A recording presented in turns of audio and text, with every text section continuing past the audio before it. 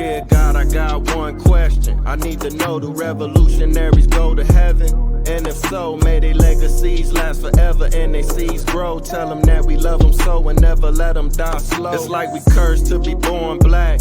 We was kings and queens, now look where we at. I know it won't be long before we take it back. I just hope I live long enough to see it happen, and that's a fact. Cause one thing when you pro-black, you might love your people, but they may not love you back. For more than 400 years, we've been under attack. We survived slavery and then they gave us crack. Do revolutionaries go to heaven? Do revolutionaries go to heaven? Do revolutionaries go to heaven? Do revolutionaries go to heaven?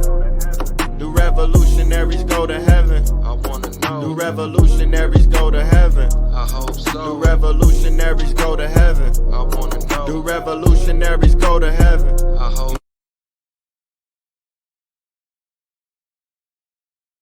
It's definitely an honor to have you on the show. I truly appreciate you. No problem, brother. So tell me, well, first thing, I was trying to wait for my wife to get back to take the baby, but she's gonna be a minute. So Oh, okay, it's all good. She may be making some noise at time to time, but you know, she's all good. And yeah, tell me That's about beautiful, man. Fathers are important. Hey, definitely. So to tell me what your show's about, what you got going on, what you wanted to get into. Oh, okay, man. I got a couple questions for you. I definitely want to talk to you about the music industry. I see you got them plaques on deck. Yeah. Lighten up the background, man. That's inspiring, man. That's motivating, man. I just wanted to start from the beginning. Where are you from? And for the viewers who may not know, let them know who you are. All right. Oh, so you recording now? You live? It's pre-recorded, so I can edit it if you want me to, cool. Take anything. Yeah. Nah, it's all good. Man, I'm from Bronx, New York, man.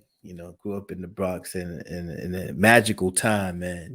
Back in the early 90s, it was a great time because there was like a lot of musical stuff going on where I grew up. It was like a few blocks away from Mount Vernon and Yonkers. And I was able to, be around like that whole Mount Vernon movement and all that stuff like that. So it was a great place to be, great time to be there. Wow, that's a blessing, man. You in the mecca of hip hop. So my next question is, how did you first get exposed to hip hop? Was it already going on like in the community in the park jams, or did you hear it on TV and the radio first? Well, I mean, I'm a little I guess younger. They weren't doing park jams when I was coming up, but it was a little after me. I mean, a little before me, but music was everywhere. Like my brother was in the music. He was, like rapping at the time, and it was on the radio. Red Alert and Molly Mall on the radio. It was a big thing. So I remember like summer camp, like '88. People had posters of like the baseball players. I had posters of Juice Crew. Okay, that's what's up. Yeah. Let me see. Hold on 1 second, brother. Hold on. Okay, I got you. Bringing my co-host.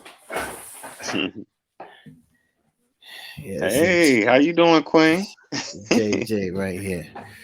So yeah, man. So it was a great magical time. But that's how I got into hip hop, dude. Wow, okay. I mean, but that's a blessing. You from the Bronx, that's where it all started. A lot of powerful MCs and DJs, some of the best to ever get on the microphone come up out of there, and the production side too. Now, when did you actually start making music, and how did you get into it like that? You know what? I had such a blessing, man. Like my first week of high school, I met this girl. She was she was a freshman as well. She was beautiful, she's really dope. So I was walking to the bus trying to get a phone number, and this dude, like after she left, this dude stopped me. He's like, "Yo, was that your girl?" So I just met her, but I'm flowing with it. I'm like, "Yeah," you know what I'm saying? It was for thinking. And he was like, "Yo, man, you have great taste." And he was like, "Are you into music?" And I was like, nah, not really. And he was like, look, you know, he gave me his card. He's like, I have a studio around the corner. You're welcome to come by whenever you want. And the guy was a brother named Greg Troutman, who at the time his partner was Tony Dofat, and they had a studio.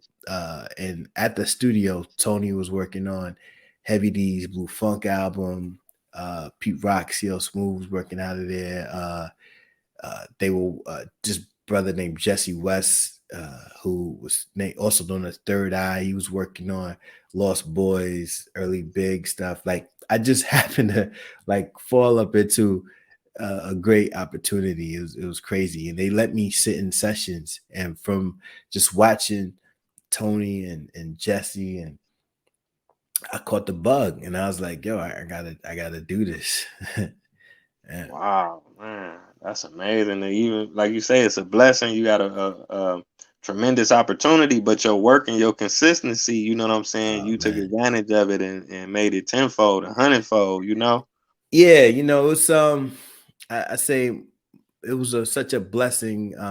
Every experience has been a blessing, but that one was real cool because I didn't have any equipment, anything like that, and I had to like figure out a way to hustle to get that equipment to be able to even do it, and that taught me a bunch of skills that, you know, still profit me to this day, you know. So just that whole opportunity was just magical.